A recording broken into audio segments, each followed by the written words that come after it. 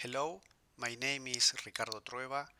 I am a musculoskeletal radiologist from Buenos Aires, Argentina, and I have been working with Combin computed tomography since 2018, and I would like to show you some clinical applications. First of all, I would like to say that the Combin technology uses a Combin X-ray and makes a volume of the image.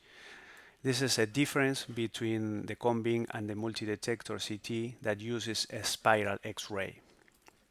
The external morphology of the machine is similar to the other tomography machines. This technology has some advantages as higher resolution, low dose, thinner cuts, and less metal artifact, and some disadvantages like little soft tissue contrast, acquisition time a little longer, low image reconstruction, small field of view.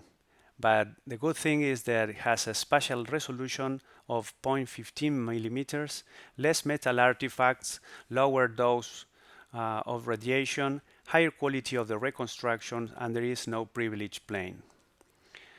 Talking about comparative dose, in the hands, for example, we have 21 DLP in CBCT. In multi-detector CT, you have 245. In the ear, for example, in CBCT, you have 70 to 110, and multi-detector, you have 300 to 400.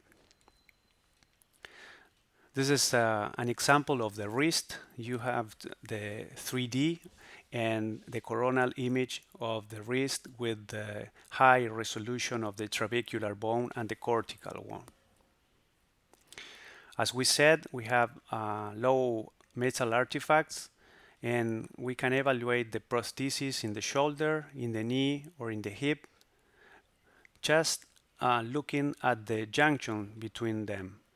This place is usually where all the complications of the prosthesis appear.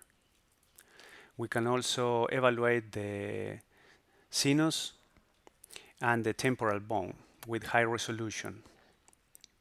Here is a clinical example of the fracture of the scaphoid in the waist.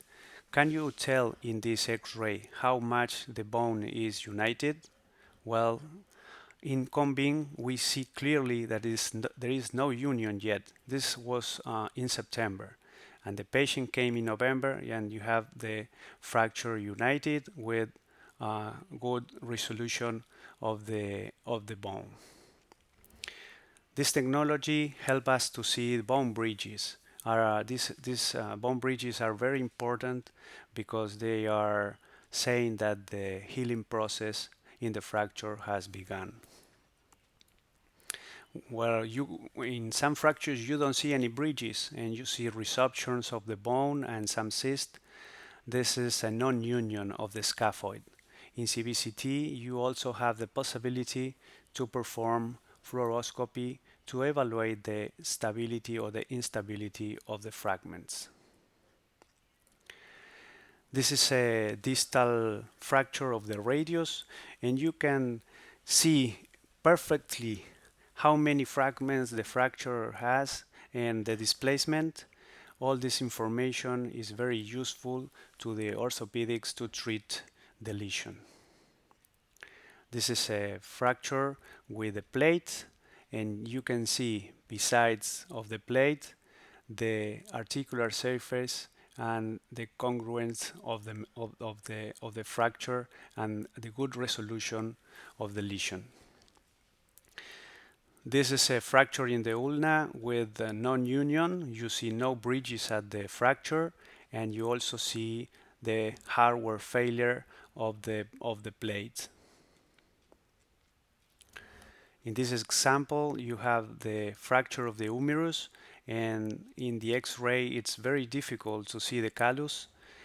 In Combin, we have no problem to evaluate the internal callus and the periosteal callus of the fracture. If we inject contrast, we can see hyaline cartilage and the fibrocartilage of the wrist that is broken in this case. If we inject contrast in the talus, we can perfectly see the chondral lesions and evaluate them and classify them to make the correct treatment. At the ear, we can see the state prosthesis and how far in the oval window is located, as well as evaluate the cochlear implants. And now with this technology that is very sensitive to the bone, we can see early stages of otosclerosis. You can also perform a cephalometry with 3D of the airways. You can also evaluate the maxillofacial surgery pathology as well as the dental one. And as a conclusion, combined computed tomography has better image resolution, excellent multiplanar and 3D reconstructions, less radiation dose, and very low metal artifacts. Thank you very much. Here is my contact if you want to send me a mail or you have any doubts, and my social media links to follow me. Thank you very much.